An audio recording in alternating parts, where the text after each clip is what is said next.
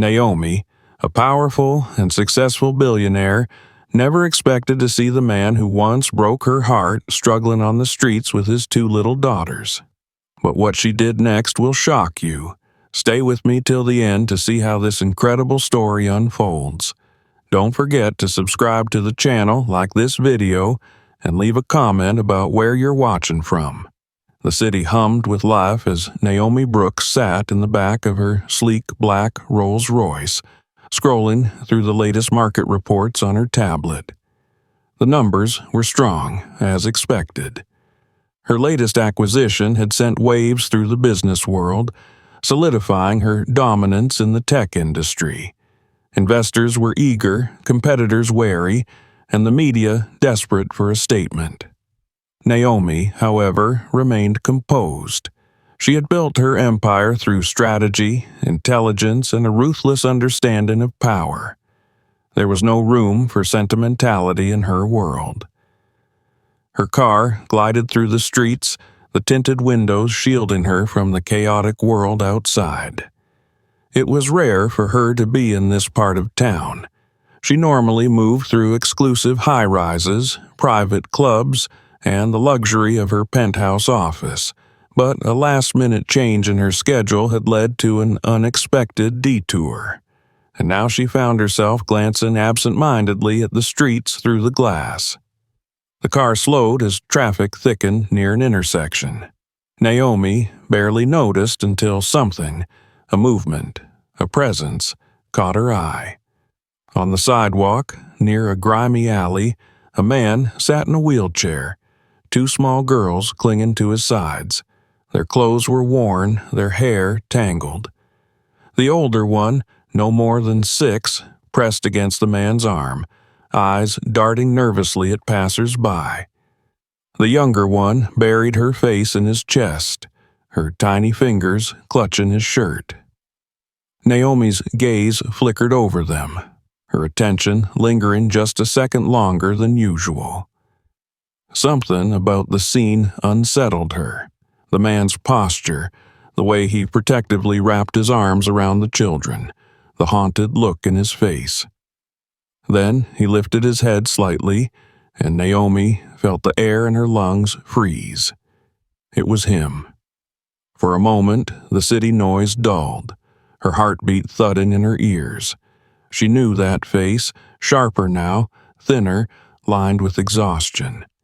His hair was unkempt, his jaw covered in rough stubble, but there was no mistaking those eyes. Those same dark eyes that once looked at her with warmth, with confidence, with the kind of arrogance that made her want to both slap him and kiss him. Julian Carter. Naomi inhaled sharply, gripping the leather seat beneath her. It had been years, a lifetime ago. Back then, he had been the golden boy, full of charm and promise. The man who had stolen her heart and shattered it in the same breath.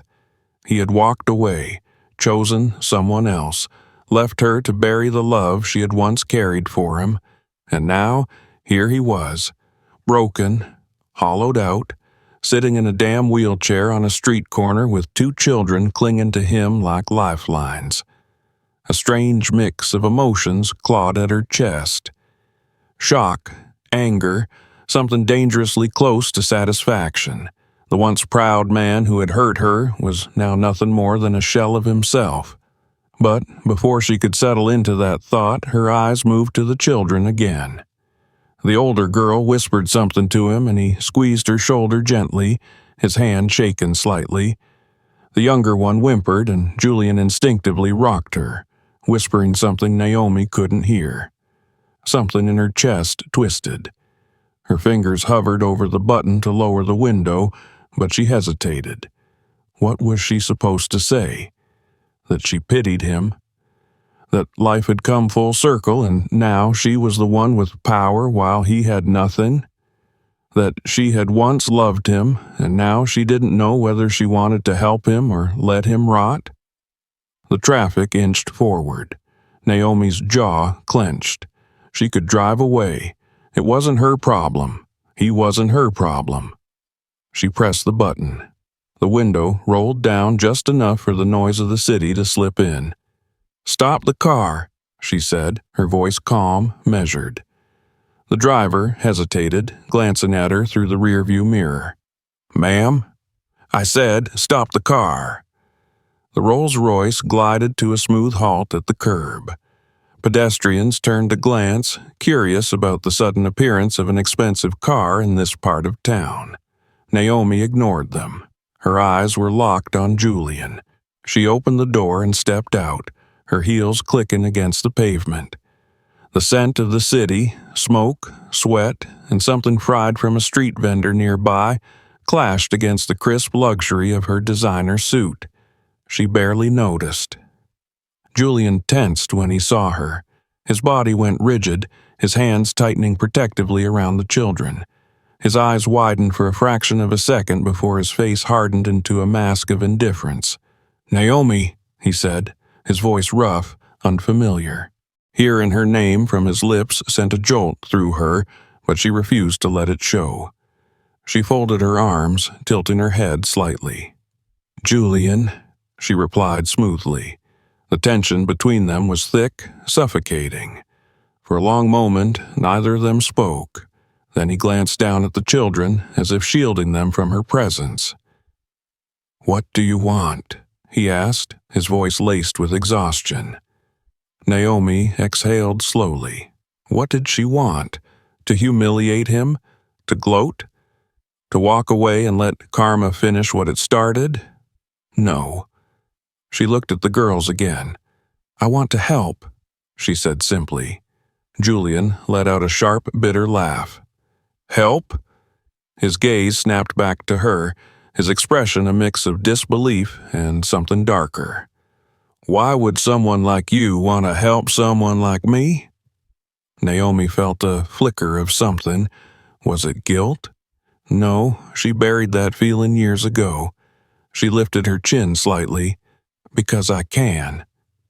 Julian's jaw tightened. The weight of the moment settled between them, heavy, unspoken. He could refuse. He could push her away.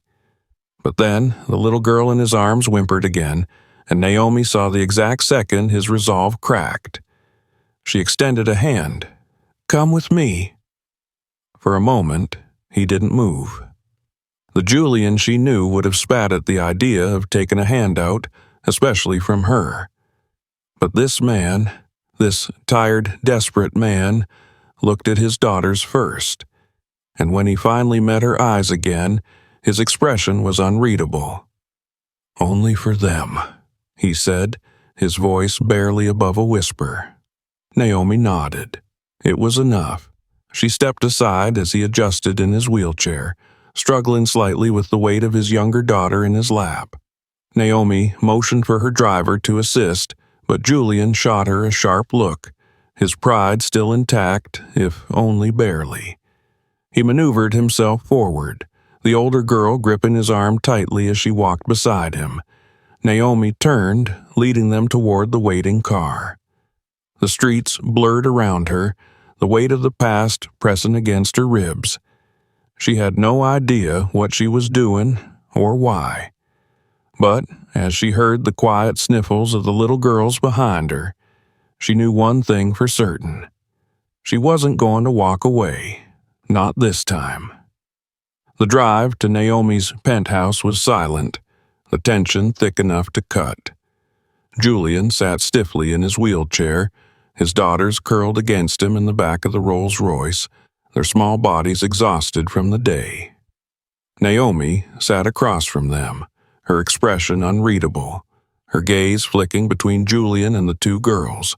The contrast between them was stark, her pristine designer suit against his threadbare clothes, her air of controlled power against his silent, guarded presence. The past sat between them, unspoken and heavy, but Naomi refused to acknowledge it. When the car rolled to a stop in the underground garage of her building, Julian hesitated. He didn't belong here. The polished marble floors, the luxury vehicles parked in neat rows. This was Naomi's world, a world far removed from the one he now occupied. His grip tightened on the armrests of his wheelchair as he glanced down at his daughters. Lila's eyelids drooped while little Naya clung to his chest, already asleep. Naomi stepped out first, her heels clicking against the floor. She turned and met Julian's gaze, waiting. He exhaled slowly, adjusting his position. He expected her to offer help, but she didn't. She just watched as he slowly maneuvered himself out of the car, keeping his dignity intact. When he finally moved forward, Lila trailing beside him, Naomi gestured toward the private elevator. The ride up was quiet except for the occasional sigh from the sleeping child in Julian's arms. The penthouse doors slid open to reveal a space that felt more like a museum than a home. Expansive floor-to-ceiling windows displayed a breathtaking view of the city skyline. The furniture was sleek, modern, and deliberately arranged. The scent of fresh-cut flowers and polished wood filled the air. Julian's stomach twisted. He had once imagined a life of success, of power, of living in places like this. Now he felt like an intruder. He tightened his hold on Naya, fighting the urge to turn around and leave. A woman in her 60s appeared from the hallway. Her sharp eyes quickly scanned the new arrivals, taking in Julian's ragged state and the children by his side. She wore a crisp blouse and slacks, her silver hair neatly pinned back. Naomi spoke before the woman could question anything. "Mrs. Lynch, they'll be staying here," Naomi said smoothly. "Prepare the guest quarters and make sure the children have everything they need." Mrs. Lynch hesitated, but she was too well trained to argue. "Of course, ma'am," she said with a polite nod, then turned toward Julian. "Would you like assistance with the little one?" "No," Julian said quickly. "I've got her." Mrs. Lynch merely nodded and gestured down the hall. "Right this way." Julian followed her, Lila holding on to the side of his wheelchair. The guest quarters were larger than any apartment he had ever lived in. The suite had 2 bedrooms, a sit-in area, and a private bathroom, its marble finishes gleaming under the soft lights. The beds were neatly made, fresh linens and towels already placed in the room. On a small side table sat a basket of toiletries, as if Naomi had anticipated his arrival long before today. Julian carefully shifted Naya onto one of the beds. She stirred slightly but didn't wake. Lila hovered nearby, her small hands clutching the hem of Julian's tattered jacket. He turned to her, brushing a strand of hair from her face. "You're safe," he murmured. "Go ahead and get some rest, sweetheart." She hesitated, glancing toward Naomi, who stood in the doorway watching them. Naomi met her gaze, and something softened in her expression. "You don't have to be afraid here," Naomi said, her voice uncharacteristically gentle. Lila studied her for a moment before nodding slowly. She climbed into the bed beside her sister, curling up against the pillows. Julian let out a slow breath, exhaustion weighing down on him. Naomi stepped further into the room. "There's food in the kitchen. You should eat something." Julian shook his head. "I'm fine." "You look like you haven't had a decent meal in weeks," she said flatly. "I said I'm fine," he snapped before he could stop himself. His voice was too sharp, too defensive. Naomi raised an eyebrow, but didn't push. Instead, she turned to Mrs. Lynch. "If they need anything, make sure they have it," she instructed before glancing back at Julian. "Rest. We'll talk tomorrow." Julian said nothing. He didn't thank her, didn't acknowledge the kindness in her gesture. He couldn't. It felt too much like weakness. As Naomi left the room, she paused just outside the doorway listening. The silence inside felt heavy. She knew Julian well enough to understand what was running through his head. His pride, his anger, his struggle to accept that he needed help. She wasn't sure why she cared. Naomi turned and walked away, retreating to the solitude of her own room. But sleep didn't come easily that night. For the first time in a long time, Naomi Brooks felt the weight of the past pressing against her. And for the first time in years, she didn't know what to do next.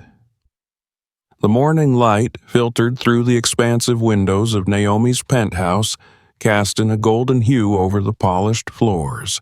She sat at the kitchen island, a steaming cup of coffee in her hands, her mind already occupied with the tasks of the day.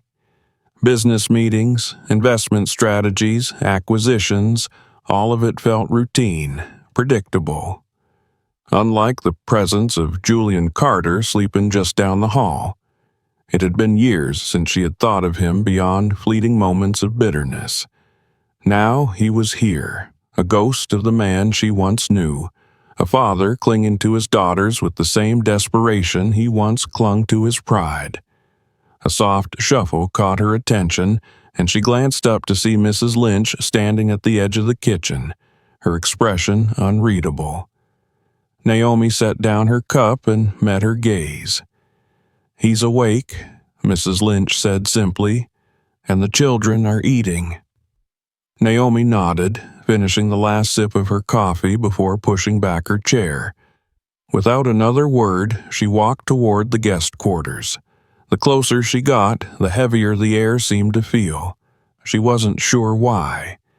This was just a conversation, just facts. She had spent her entire career gathering information, assessing risks, making calculated decisions. This was no different. When she stepped inside, she found Julian sitting by the window, his back straight but his face lined with exhaustion. The girls sat on the floor nearby, playing with the small set of toys Mrs. Lynch must have given them. They looked more relaxed than they had the night before, though Naomi could see the subtle tension in their shoulders, the way they still clung to their father's presence as if afraid he would disappear. Julian glanced up when she entered. His eyes, once filled with a youthful arrogance, now held a weariness that made him seem older than he was. He exhaled slowly, bracing himself. "Figured we'd have this conversation," he muttered. Naomi folded her arms, keeping her voice neutral. "Then let's not waste time." Julian's jaw tensed, but he nodded. He looked toward his daughters, then back at Naomi. "I want them to stay," he said first. "Whatever happens, they come first." Naomi barely reacted. "I didn't bring you here to separate you from them, Julian." He studied her for a moment, then leaned back slightly. "I guess you want to know how I ended up like this?" "I do." He inhaled sharply and looked out the window as if gathering his thoughts. "After I left," he trailed off, hesitating before continuing. "After I made the choice I did, things were good for a while. Or at least, I thought they were. I married Evelyn. She was—" He stopped, shaking his head. "She was everything I thought I wanted. The perfect life, the perfect image. The reality was something else." Naomi kept her expression unreadable, but inside she felt a familiar sting. Evelyn. The woman he had chosen over her, the woman who had once seemed to have everything Naomi didn't. "I started a business," Julian continued.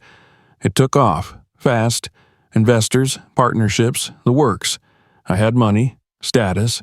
I thought I was untouchable. But Evelyn, she wanted more. She didn't just want a husband. She wanted a provider, a puppet she could control. And I—" He let out a bitter laugh. "I let her. I thought I was doing the right thing, providing for my family, making sacrifices. But I didn't see the damage until it was too late." Naomi stayed silent, letting him speak.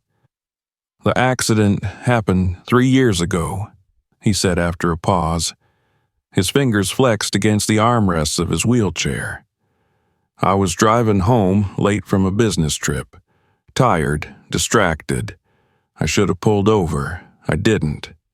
A truck ran a red light. I woke up in a hospital, and the first thing they told me was that I'd never walk again. He said it so simply, so matter-of-factly, but Naomi knew the weight of those words.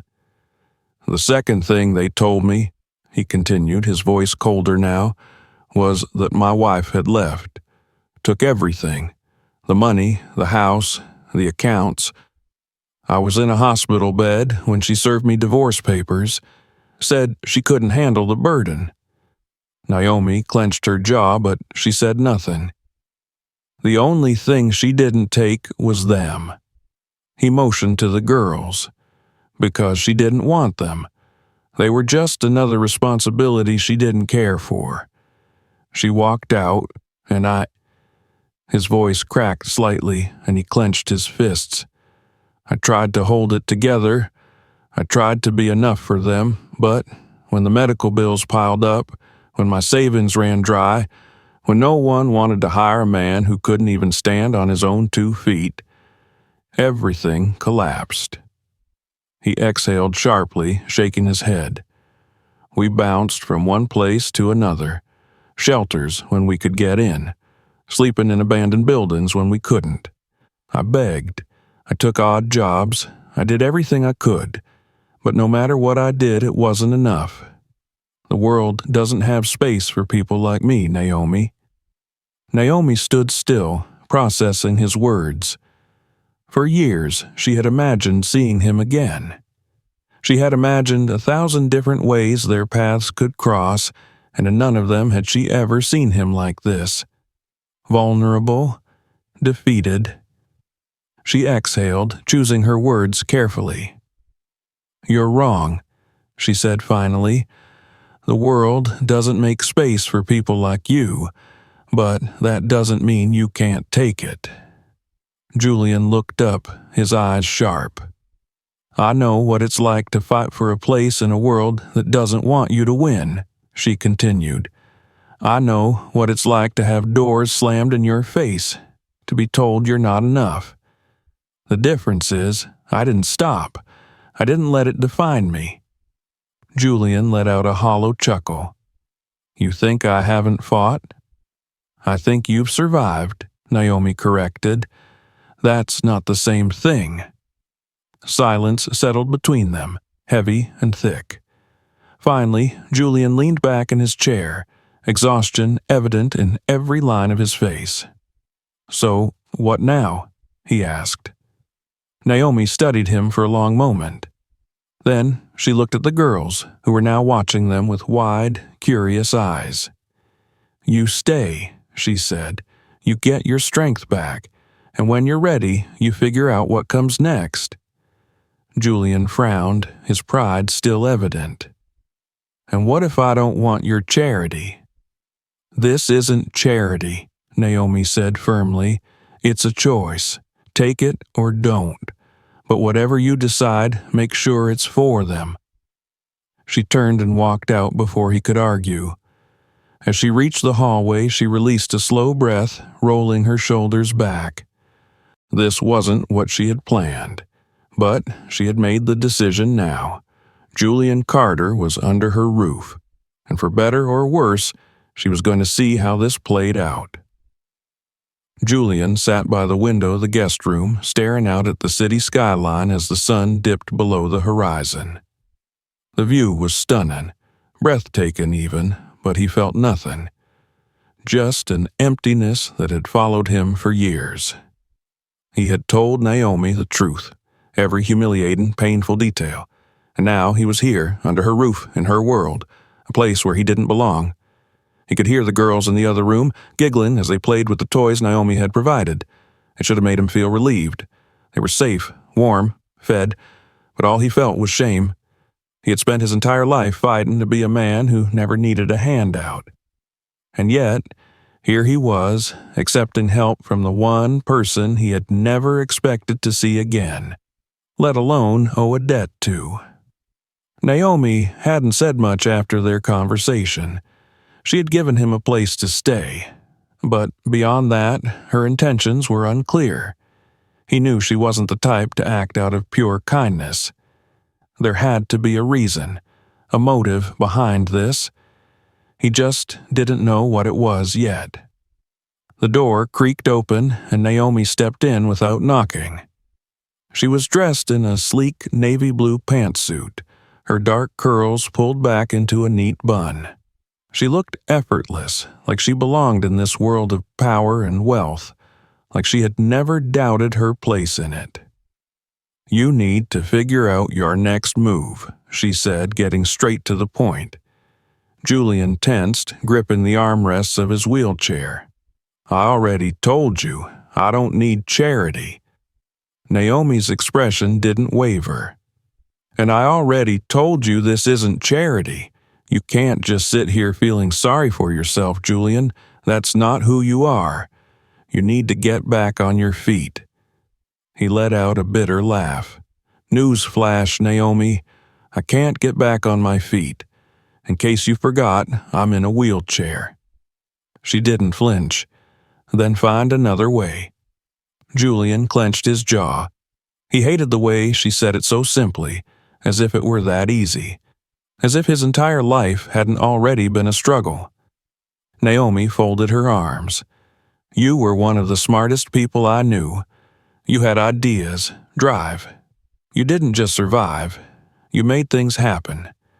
Are you really going to sit here and act like that part of you's gone?" He looked away. "That was a long time ago. It doesn't have to be." Silence stretched between them.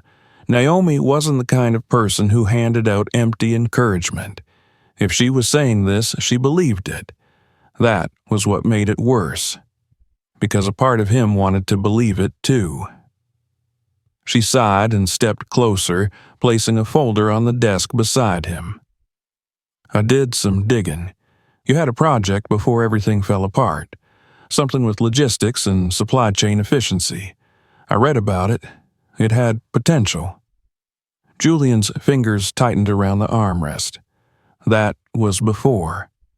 Naomi gave him a sharp look. "And now it's dead? Because you're too afraid to try again?" Julian exhaled slowly, staring at the folder. It had been his dream once. A business model that could revolutionize the way companies manage transportation and inventory. He had pitched it to investors, gained interest, but then the accident happened. His wife left, his money disappeared, and suddenly no one wanted to invest in a man who had lost everything. Naomi watched him carefully. "You don't have to start from scratch. You just need to prove that it works." Julian shook his head. "And who's going to take a chance on me? Who's going to invest in someone like me?" Naomi arched a brow. "You don't need investors yet. You need proof of concept. Start small. Build something that works. If the idea is solid, people will notice." He wanted to argue. He wanted to tell her that it wasn't that simple. But the truth was, she was right. He had spent so much time just trying to survive that he had stopped thinking about what came next. Naomi took a step back. "You can stay here as long as you need to, but I'm not going to let you waste away in this room. If you want to prove something to yourself, this is your chance." She turned to leave but hesitated at the door. "And one more thing. If you fail, don't expect me to pick up the pieces." The door closed behind her, leaving Julian alone with his thoughts. That night, long after the girls had fallen asleep, he opened the folder. He flipped through the pages, reading over the old notes, the sketches, the data he had compiled years ago. His brain, rusty from months of exhaustion and hopelessness, started to hum with ideas. The next morning, for the first time in a long time, he felt something other than defeat. He felt purpose.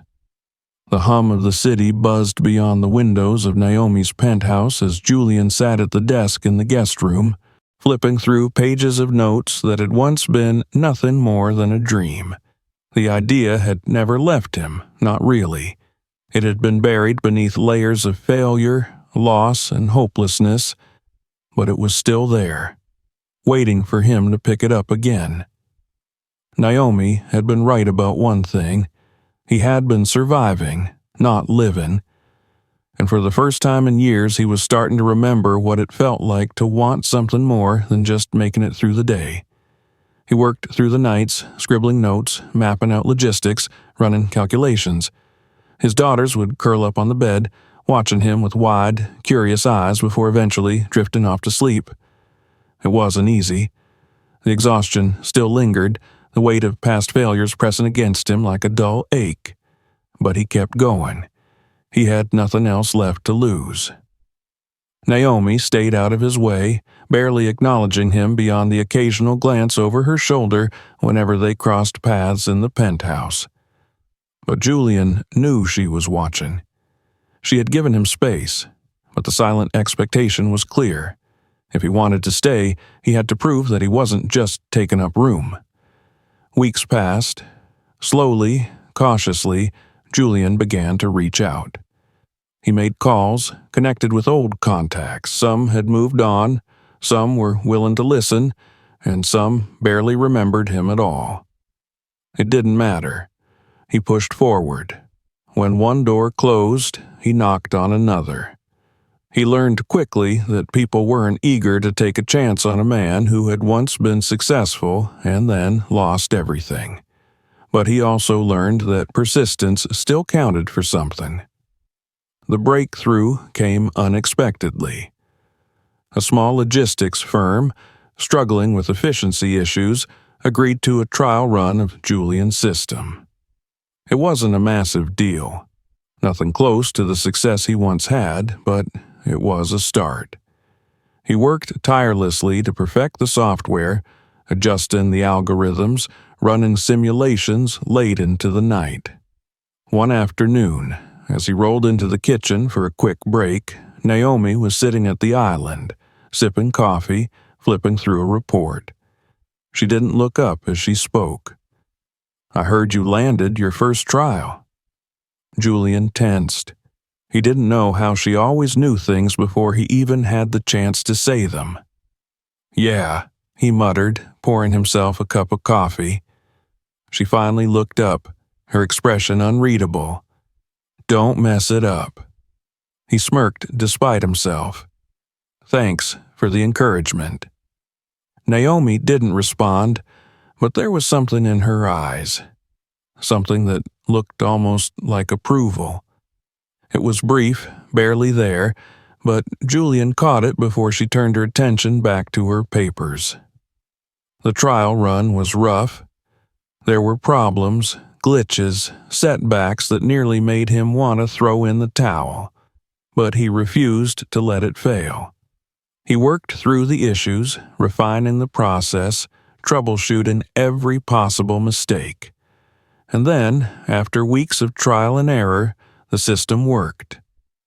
The firm reported an increase in efficiency, and, for the first time in years, Julian saw his name attached to something that wasn't just another failure.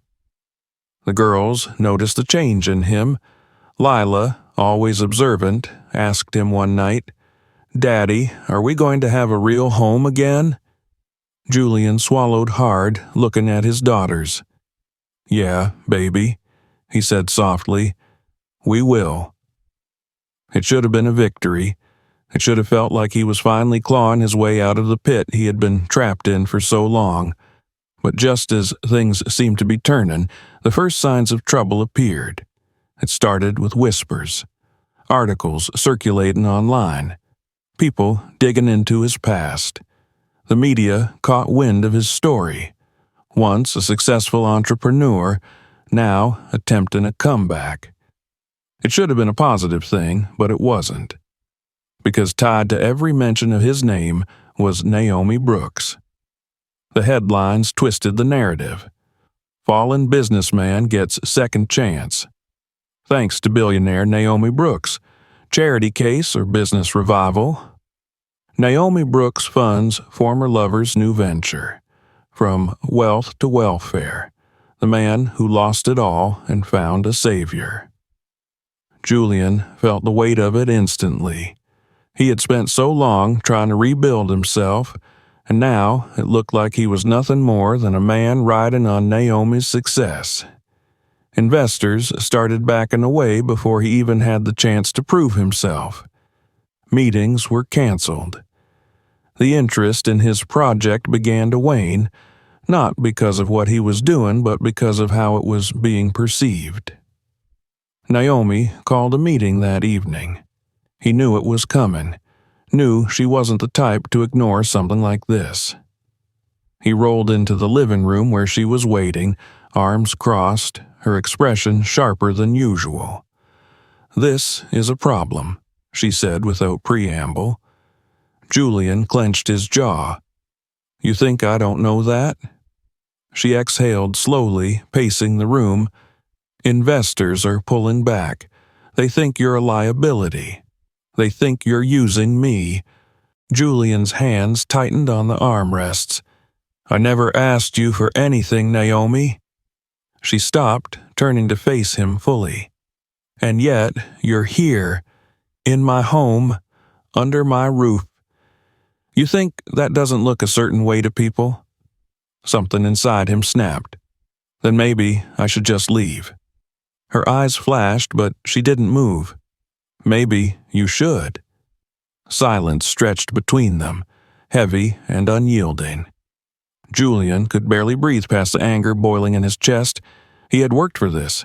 He had clawed his way back from nothing, and now, once again, his success was being reduced to something it wasn't.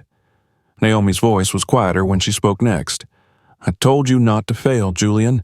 I didn't tell you to get in your own way." His anger faltered for a moment. There was something in her tone, something that wasn't just cold, calculated business strategy. He exhaled sharply, running a hand over his face. "I don't know how to fix this." Naomi studied him for a long moment. "Then figure it out. Fast." She turned on her heel and walked away, leaving Julian alone with the weight of everything crashing down around him. He stared out the window, the city lights blurring together. The world had given up on him once before. He wasn't going to let it happen again. Julian sat in the dimly lit guest room, his hands gripping the edges of his desk as the weight of the headlines sank in. His name was everywhere, but not for the right reasons. The whispers, the accusations, the perception that he was nothing more than a charity case under Naomi's protection. It was suffocating. Everything he had worked for, every sleepless night spent rebuilding himself, was being overshadowed by the idea that he was just another man riding the coattails of a powerful woman. The frustration clawed at his chest. He had fought so hard to stand on his own again, to prove that he wasn't the broken man the world believed him to be. And now, because of something he couldn't control, everything was slipping through his fingers. A knock at the door pulled him from his thoughts. Before he could respond, Lila peeked inside, her small face filled with a cautious concern. "Daddy?" she whispered. Julian forced himself to relax, masking his frustration as he turned toward her. "What is it, baby?"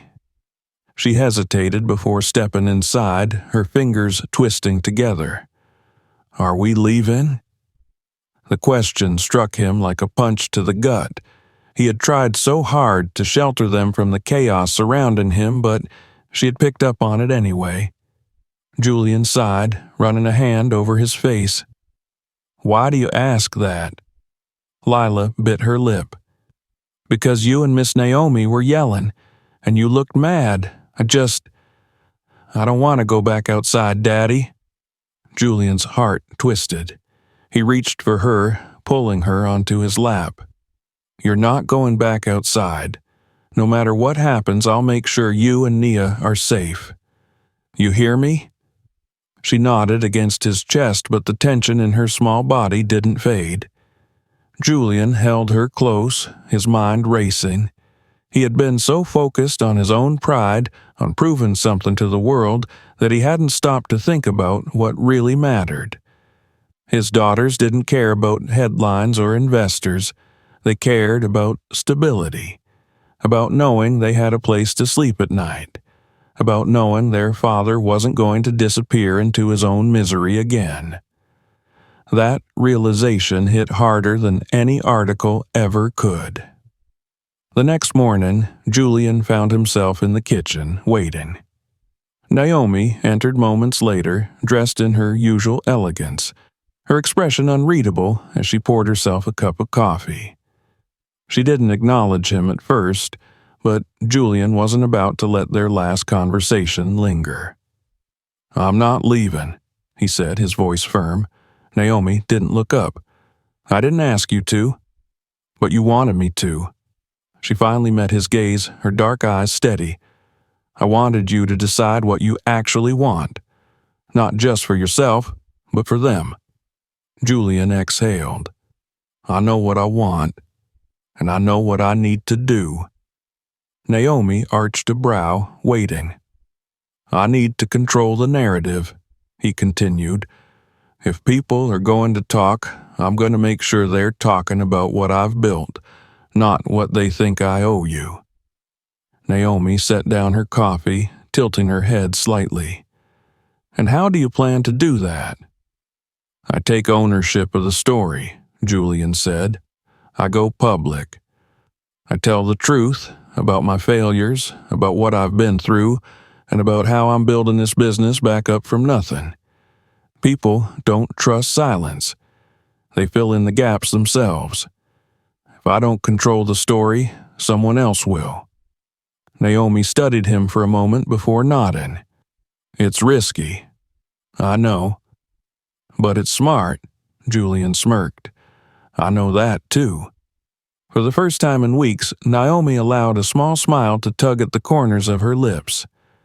"Then, let's make sure you do it right." The following days were a whirlwind of planning. Julian sat down for interviews, spoke openly about his past mistakes, his failures, and the reality of starting over. He refused to let anyone frame him as Naomi's project or charity case. Instead, he positioned himself as a man rebuilding himself from the ground up, using nothing but his own resilience and skill. It wasn't easy. The first few interviews were brutal. Reporters probed into his past, twisting his words, trying to make him look weak. But Julian held his ground. He controlled the narrative, and slowly the tide began to shift. Investors who had once backed away started reconsidering. Potential partners who had dismissed him before reached out. The perception of him changed, not as a man being saved, but as a man who had fought his way back. The night his first deal was officially signed, Julian sat on the penthouse balcony watching the city lights flicker below. The weight on his chest felt lighter, but he knew this was only the beginning. Naomi stepped outside, standing beside him in the cool night air.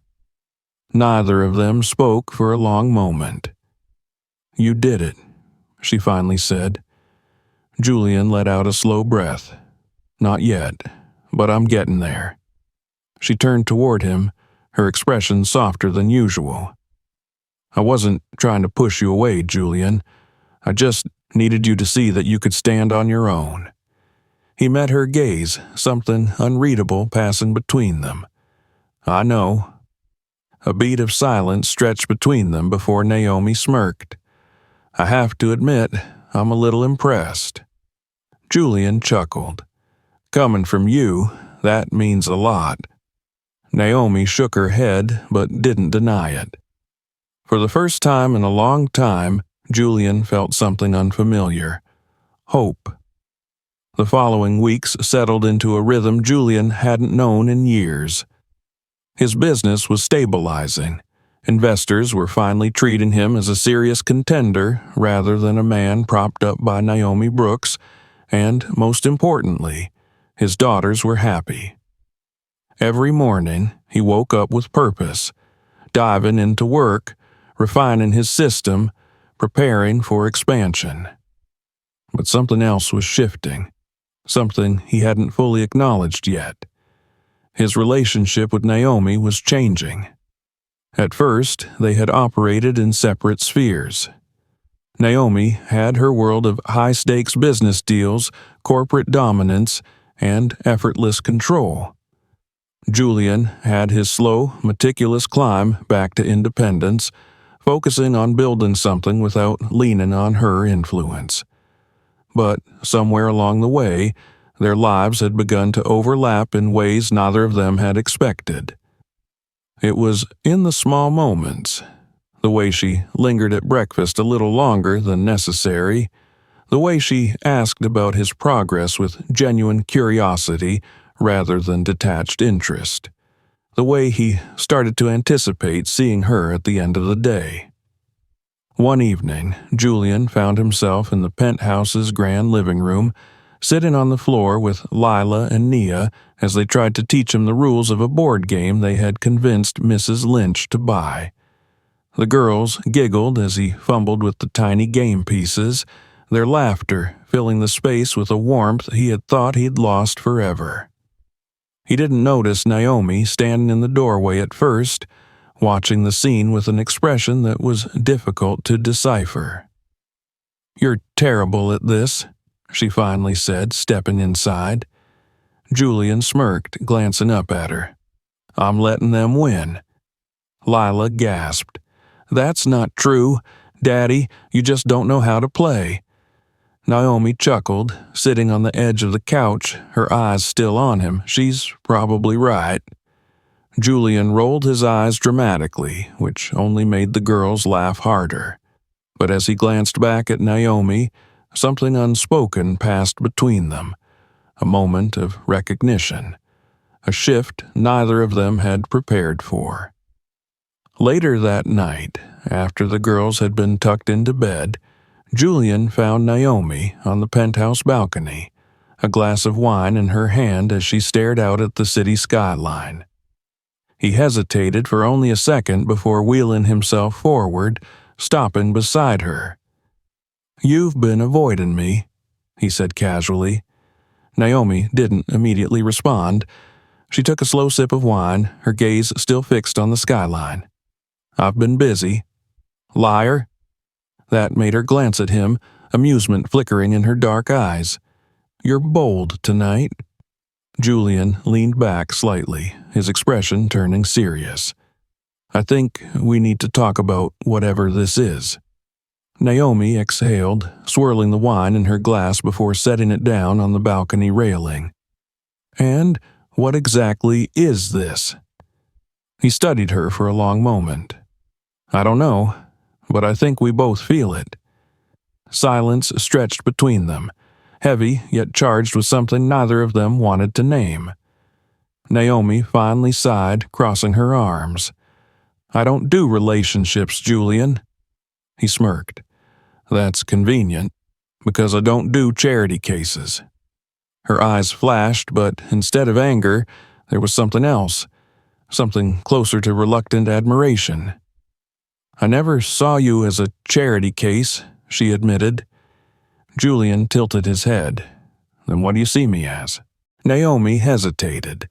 For all her power, all her control, he could see the hesitation in her now.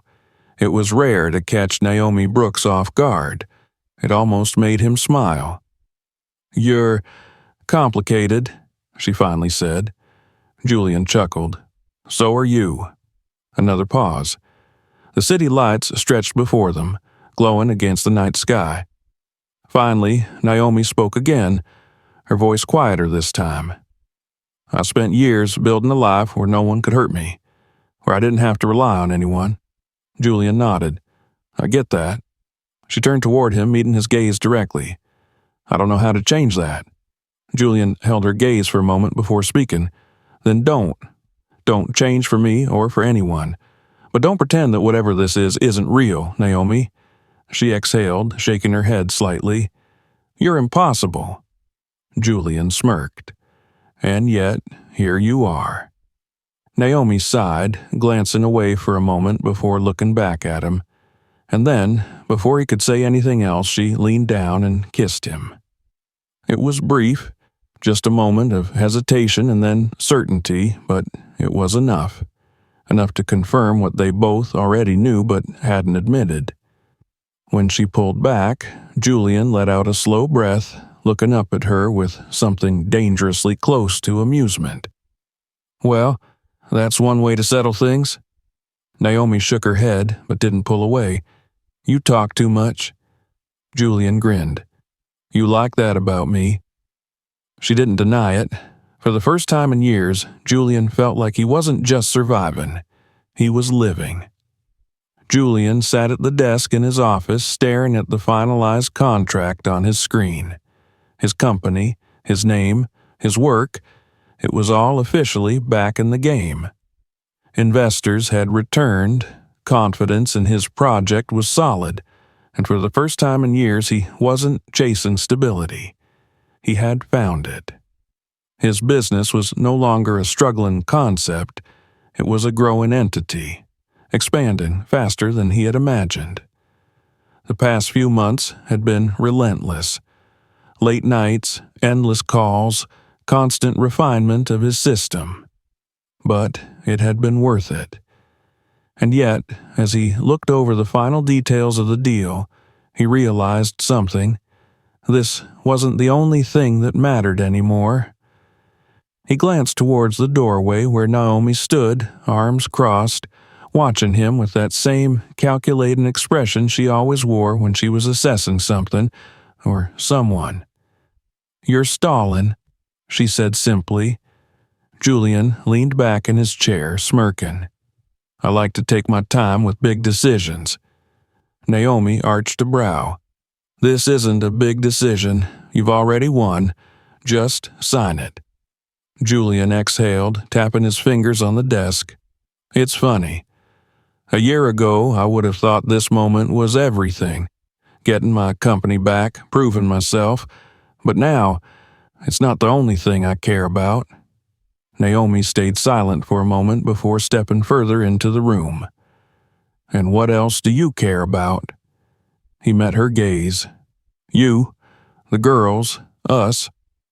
The words were easy now, natural. He didn't have to second-guess them. Months ago, he wouldn't have admitted it, wouldn't have even let himself consider it. But now, it was the most obvious truth in his life. Naomi sighed, shaking her head slightly, but there was no frustration in it this time. Just something softer. "You're a distraction, you know that?" Julian grinned. "A charming one." She rolled her eyes, but he caught the way the corner of her lips twitched upward. "Seriously, though," he said, voice quieter now, "you don't have to do everything alone anymore." She hesitated, her arms still folded across her chest, but she didn't deny it. Naomi Brooks had built her empire on independence, on never needing anyone, and yet she had let him in. Slowly, carefully, but she had. Julian reached for the tablet on his desk and signed the contract with a single swipe of his hand. It was done. His company was fully funded, stable, and ready for the next phase. But more importantly, he had built it on his own terms. No one could take this away from him. Naomi watched him, then nodded. "Congratulations, you earned it." He leaned forward, resting his elbows on the desk. "I did, but I don't want to celebrate alone." She smirked. "I assume you have something in mind." Julian chuckled. "I do, but first, there's something I need to do." That evening, after settling the girls in for the night, Julian found Naomi on the penthouse balcony, just as she had been the night she first kissed him. The city stretched out before them, glowing under the evening sky, but Julian wasn't thinking about the skyline. He was thinking about the future. He rolled up beside her, the crisp night air wrapping around them. Naomi turned, her gaze curious but calm. "You're thinking about something." Julian exhaled, gathering his thoughts. "I spent so much time trying to get back what I lost. But now I realize I don't want my old life back. I want something better." Naomi studied him, her expression unreadable. And what does better look like? Julian reached into his pocket and pulled out a small velvet box. He opened it, revealing a simple but elegant ring. Naomi's eyes widened slightly, but she didn't move, didn't speak. "I'm not asking you to change," Julian said, his voice steady. "I'm not asking you to give up the life you built, but I am asking you to let me be part of it, fully." Naomi exhaled, her fingers tightening around the balcony railing. "Julian, I know you don't do this," he continued. "I know commitment scares the hell out of you, but you don't have to be alone anymore." She looked at him, her carefully constructed walls cracking just enough for him to see what was underneath. Fear, uncertainty, but also something deeper, something she hadn't allowed herself to believe in a long time. Julian waited. He wouldn't rush her. He had learned by now that Naomi Brooks never did anything she wasn't ready for. Finally, she let out a slow breath and reached for the ring. She didn't put it on. She just held it, staring at it as if it were something foreign. Then, after a long pause, she looked back at him. "I don't know how to do this," she admitted quietly. Julian smiled. "Then we'll figure it out together." Naomi studied him for another moment before slipping the ring onto her finger. It wasn't a dramatic moment, no grand declarations, but for Naomi, this was everything. She stepped closer, placing her hands on either side of his face before kissing him. It was different this time. Not just heat, not just tension, but something real, something lasting. When she pulled back, Julian smirked. "So, that's a yes?" Naomi rolled her eyes but didn't let go. "Yes, Carter, it's a yes." Julian exhaled, relief washing over him. He had fought for his business, for his daughters, for his dignity. But this was the fight that mattered most. As the city lights flickered around them, Julian Carter knew, without a doubt, that he had finally found his way home. Against all odds, Julian rebuilt his life, found love again, and proved that no struggle is too great to overcome. But was it fate, or was it his determination that changed everything? Let me know your thoughts in the comments. If you enjoyed this story, don't forget to like the video, subscribe to the channel, and turn on notifications so you never miss a new upload. See you in the next one.